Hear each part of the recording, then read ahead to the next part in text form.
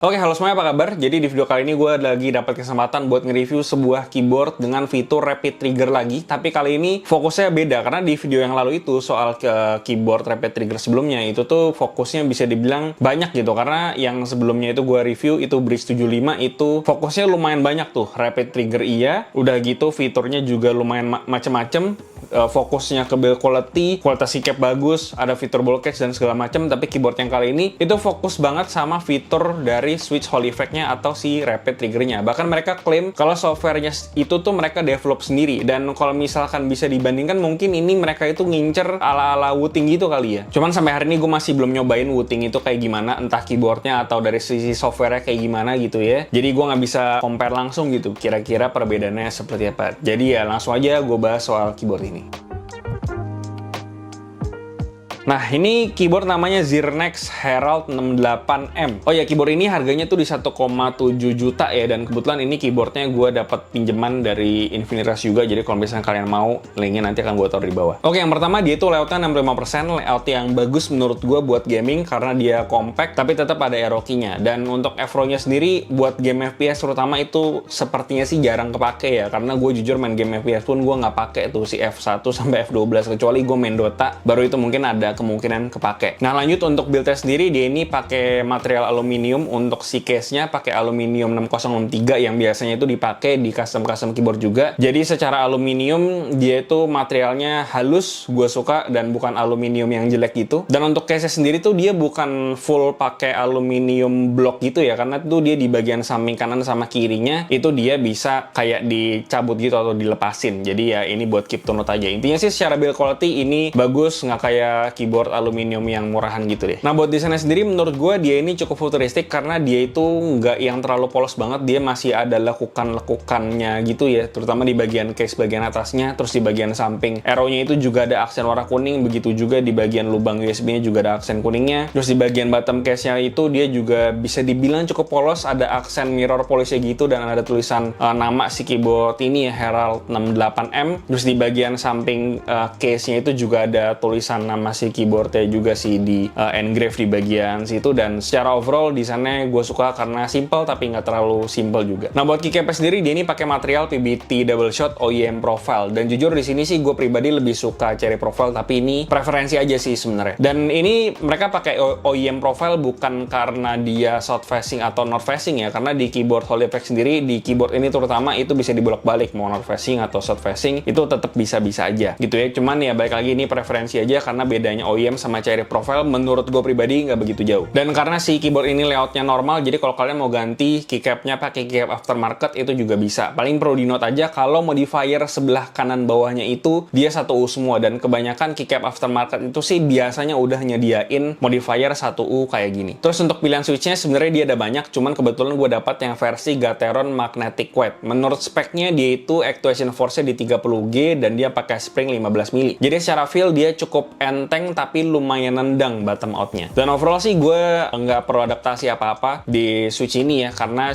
gue biasa pakai linear switch juga, jadi gue nggak ada masalah. Dan selain itu untuk dari sisi switch sendiri kayak yang tadi gue bilang, dia Hall effect, jadi ada fitur rapid trigger-nya juga. Dan selain itu dari fisiknya pun dia di bagian bawahnya juga cuma ada pin plastik, plus di tengahnya itu kalian bisa lihat ada magnetnya gitulah di bagian situ biar bisa ke input ke PCB-nya. Nah, buat internalnya keyboard ini tuh sebenarnya cukup simple, dan gue nggak bongkar juga di video ini karena dia itu Tremon ya, jadi nggak perlu gue bongkar karena bagian struktur internalnya lumayan biasa banget, jadi gue nggak perlu bahas lebih dalam. Cuman balik lagi mereka itu fokusnya ke softwarenya dan juga fitur-fitur rapid trigger dan Hall effect dari si switchnya itu. Gimana caranya biar kita bisa maksimal main gamenya dan bisa nge-support game yang kita mainin. Jadi mereka bukan fokus ke tapping feel dan segala macam kayak keyboard rapid trigger yang sebelumnya udah gue bahas, atau di keyboard gasket mount, top mount, dan lalala yang udah pernah gue bahas juga. Minimal di sini mereka masih mikirin dari sisi akustiknya, karena di sini dari segi foam-foaman udah lengkap, ada PE foam, ada case foam, ada platform, semuanya udah lengkap. Jadi secara suara dia nggak hollow sama sekali meskipun dia Tremon, dan surprisingly dia plate-nya menggunakan aluminium, karena biasanya keyboard Tremon itu suka banget atau seneng banget pakai material stainless steel, tapi di sini pakai alu, jadi tapping feel-nya solid banget menurut gue. Buat paket pembeliannya udah lengkap menurut gue, udah dapat switch sama keycap puller, dapat micro fabric cloth, dapat hand glove juga. Gue nggak nggak tahu kenapa dapat hand glove, mungkin buat ngehandling si keyboardnya. Dan sebenarnya ada dapat kabel juga, cuman gue nggak tahu kenapa di paket ini nggak ada, karena ya ini unit pinjaman juga, bukan unit baru, tapi tetap dapat kabel. Oke, lanjut ke bagian paling penting dari keyboard Rapid Trigger atau keyboard Holyfact, yaitu adalah softwarenya. Dan secara software, tadi gue udah bilang juga kalau Zirnex ini ngeklaim kalau si softwarenya ini mereka develop sendiri. Jadi minimal secara tampilan ini softwarenya lumayan beda sama keyboard-keyboard Rapid Trigger yang sebelumnya udah gue review, kayak si Bridge 75 atau bahkan kayak keyboard-keyboard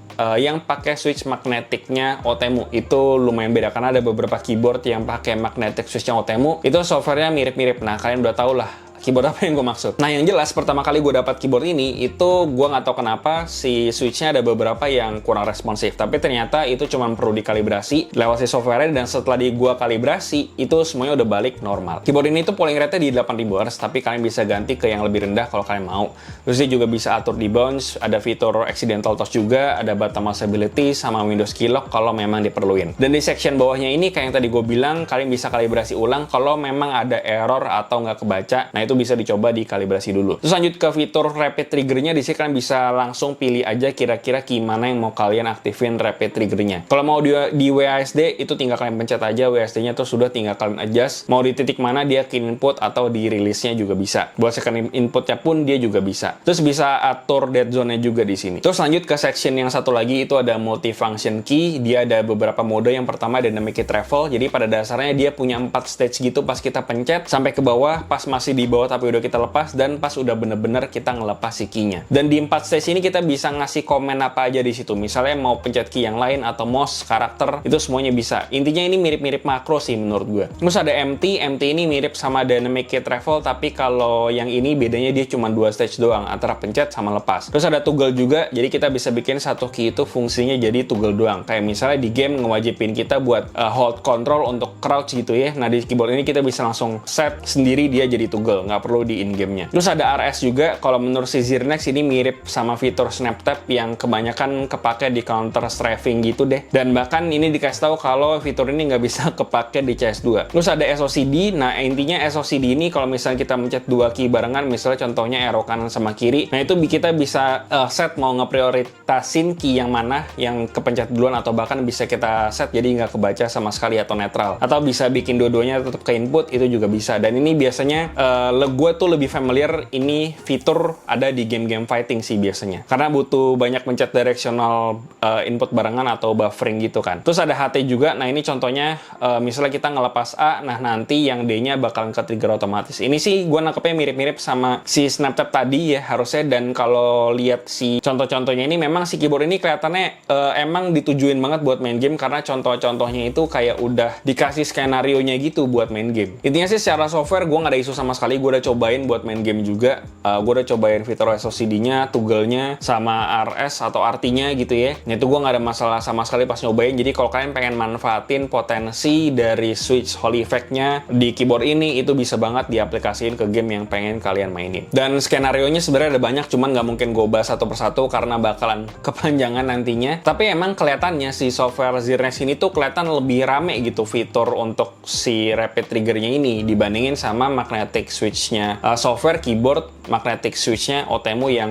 kemarin-kemarin udah sempet rilis lah gitu. Cuman ada fitur yang redundan menurut gue, yaitu si RS sama SOCD ini, karena pada dasarnya kedua fitur ini tuh sama-sama memprioritaskan key yang dipencet terakhir, si RS key kayak gitu atau si snap tap kayak gitu, si SOCD juga kayak gitu. Nah, bedanya si SOCD itu dia nggak cuman bisa ngeprioritasin key yang terakhir dipencet, tapi dia juga bisa dibikin netral atau dibikin dua-duanya juga tetap kepencet kayak gitu. Jadi si SOCD ini lebih banyak pilihannya aja dibandingin si RS ini atau si snap tap kayak gitu. Mungkin tujuannya biar nggak bingungin aja kali, karena mungkin ada orang yang nggak ngerti istilah SOCD. Nah, jadi digampangin dengan si fitur RS ini aja gitu. Jadi ya kurang lebih kayak gitu. Kelihatannya sih fiturnya mirip-mirip atau redundan aja sih menurut gue, tapi so far nggak ada masalah dari sisi penggunaan. Yang terakhir buat kesimpulannya, Zirnex Herald 68M. Menurut gue keyboard ini kalau kita ngomongin soal Rapid Trigger atau fitur magnetic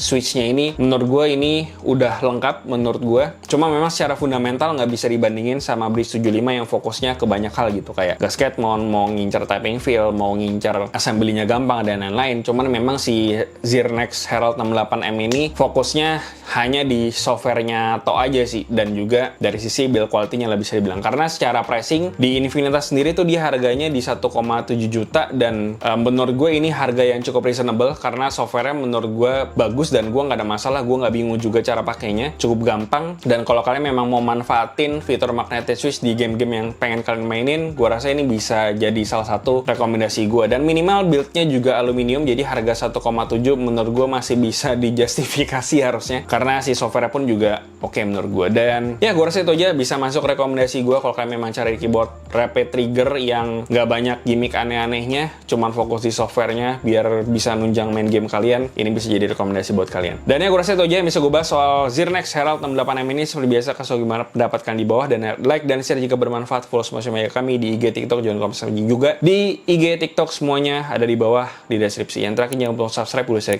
sampai jumpa di video berikutnya.